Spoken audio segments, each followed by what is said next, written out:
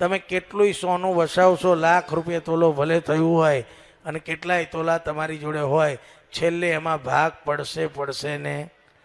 એકનો એક હોય તો વાંધો નથી, સમજ્યા કે ના સમજ્યા?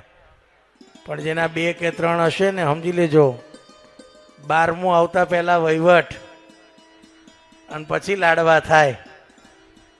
રાધે રાધે બોલના પડેગા. કેટલા તોલા છે, આટલા છે, આમ કરો આમ કરો.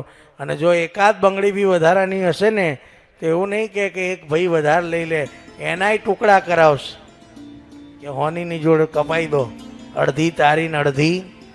પણ એક પ્રશ્ન મારો છે કે તમારી કથા શ્રવણ કરેલી એનું પુણ્યનું ભાતું જે ભેગું થયું હશે, તમારા ભજન કરેલા એનું પુણ્યનું બેલેન્સ જે ભેગું થયું હશે, એમાં કોઈ છોકરા ભાગ પાડશે? હા કે ના તો બોલો. એમાં કોઈ એવું કહેશે કે મમ્મીએ કથા સાંભળી એનું પુણ્ય તારું, હરિદ્વારમાં કથા સાંભળી એનું પુણ્ય નહીં? અને ત્યાં પાછું કામ આ જ લાગવાનું છે.